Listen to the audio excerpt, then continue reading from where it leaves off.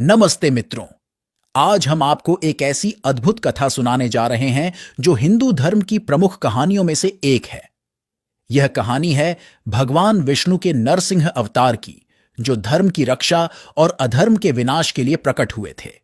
इस वीडियो में आप जानेंगे कि कैसे भगवान विष्णु ने आधे मनुष्य और आधे सिंह के रूप में प्रकट होकर हिरण्यकशिपु का वध किया और अपने भक्त प्रहलाद की रक्षा की। तो चलिए शुरू करते हैं इस अद्वितीय कथा की यात्रा।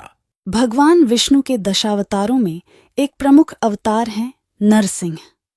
यह अवतार भगवान विष्णु का एक उग्र रूप है, जिसमें वे आधे मनुष्य और आधे सिंह के रूप में प्रकट होते हैं। इस रूप में उन्होंने अधर्म का नाश किया और धर्म की पुनर्स्थापना की। नरसिंह की आकृति बहुत ही भयावह और शक्तिशाली होती है। उनका चेहरा सिंह का होता है, उनकी आंखें आग की तरह जलती हैं और उनके नुकीले पंजे शत्रुओं को चीरने के लिए तत्पर रहते हैं। भगवान विष्णु ने यह अवतार तब लिया जब उनके भक्तों को अत्यंत संकट का सामना करना पड़ा और धर्म खतरे में था। हिरण्यकशिपु एक अत्यंत शक्तिशाली असुर था। उसका भाई हिरण्याक्ष पहले ही भगवान विष्णु द्वारा मारा जा चुका था। इस कारण हिरण्यकशिपु भगवान विष्णु से घृणा करता था। उसने कठोर तपस्या कर ब्रह्मा जी से विशेष वरदान प्राप्त किया, जिससे उसे दिन या रात, भीतर या बाहर, किसी भी स्थान पर, किसी भी अस्त्र से और किसी भी प्राणी द्वारा मारा नहीं जा सकता था। यह वरदान प्राप्त करने के बाद हिरण्यकशिपु ने स्वर्ग और पृथ्वी पर अपना आतंक फैलाना शुरू कर दिया। उसने देवताओं को स्वर्ग से निकाल दिया और धर्म के अनुयायियों पर अत्याचार करना शुरू कर दिया। उसका उद्देश्य था भगवान विष्णु की पूजा को समाप्त करना और अपने आप को सर्वोच्च मानना। हिरण्यकशिपु का यह अत्याचार इतना बढ़ गया कि पृथ्वी पर रहने वाले सभी जीव जंतु उससे डरने लगे। अपने वरदान के कारण हिरण्यकशिपु ने देवताओं और विष्णु भक्तों को अत्यंत कष्ट दिए। उसका स्वयं का पुत्र प्रहलाद भी भगवान विष्णु का महान भक्त था, जिसे उसने अनेक यातनाएं दी, लेकिन प्रहलाद अपने विश्वास में अडिग रहा। प्रहलाद का विश्वास इतना मजबूत था कि उसने अपने पिता के हर अत्याचार को सहन किया। हिरण्यकशिपु ने उसे मारने के कई प्रयास किए, लेकिन हर बार प्रहलाद की आस्था और भगवान विष्णु की कृपा उसे बचा लेती थी।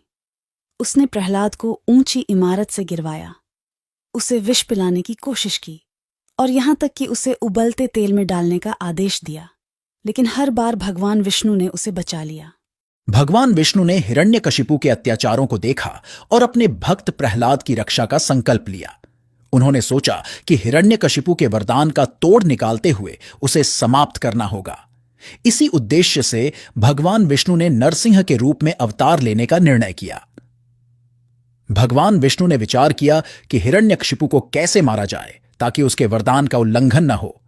उन्होंने सोचा कि ऐसा रूप धारण किया जाए जो न मनुष्य हो, न जानवर, न दिन हो, न रात, न घर के भीतर हो, न बाहर, न आकाश में हो, न पृथ्वी पर, और ऐसा हथियार हो जो न अस्त्र हो, न शस्त्र। तभी भगवान विष्णु ने नरसिंह के रूप में प्रकट होने का निर्णय लिया। एक दिन हिरण्यकशिपु ने प्रहलाद से पूछा, क्या तेरा भगवान हर जगह है? प्रहलाद ने उत्तर दिया, हाँ पिताजी, वह हर जगह है। क्रोधित होकर हिरण्यकशिपु ने खंभे की ओर इशारा करते हुए पूछा, क्या वह इस खंभे में भी है? प्रहलाद ने कहा, हाँ पिताजी। तभी खंभा फटा और भगवान नरसिंह प्रकट हुए। आधे मनुष्य और आधे सिंह के रूप में उन्होंने हिरण्यकशिपु को अपने जंघा पर बिठाकर संध्या समय दरवाजे की चौखट पर अपने नखों से उसका वध किया। हिरण्यकशिपु ने भगवान नरसिंह को देखकर सोचा कि यह कौन है जो उसके वरदान को तोड़ सकता है, लेकिन भगवान नरसिंह ने उसे पकड़ लिया और उसकी छाती को अपने नुकीले पंजों से फाड़ दिया।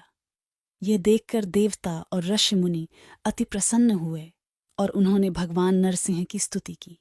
हिरण्यकशिपु के वध के बाद भगवान नरसिंह ने प्रहलाद को आशीर्वाद दिया और कहा, तुम्हारा विश्वास अडिग था और इसी कारण तुमने विजय प्राप्त की है। इस प्रकार भगवान विष्णु ने धर्म की पुनर्स्थापना की और अपने भक्तों की रक्षा की। भगवान नरसिंह का यह अवतार हमें सिखाता है कि चाहे कितनी भी कठिनाइयां आएं, अगर हमारा विश्वास अडिग हो तो भगवान स्वयं हमारी रक्षा करते हैं। यह कथा हमें यह भी सिखाती है कि अधर्म और अत्याचार का अंत निश्चित है, चाहे वह कितना भी शक्तिशाली क्यों ना हो। मित्रों, भगवान नरसिंह का यह अवतार हमें सिखाता है कि चाहे कितनी भी कठिनाइयां आएं, अगर हमारा विश्वास अडिग हो तो भगवान स्वयं हमारी रक्षा करते हैं। अगर आपको ये कथा पसंद आई हो तो कृपया लाइक करें, कमेंट करें और हमारे चैनल को सब्सक्राइब करना न भूलें। धर्म की जय हो। धन्यवाद मित्रों। अगले वीडियो में फिर मिलेंगे एक नई कथा के साथ। जय श्री हरि।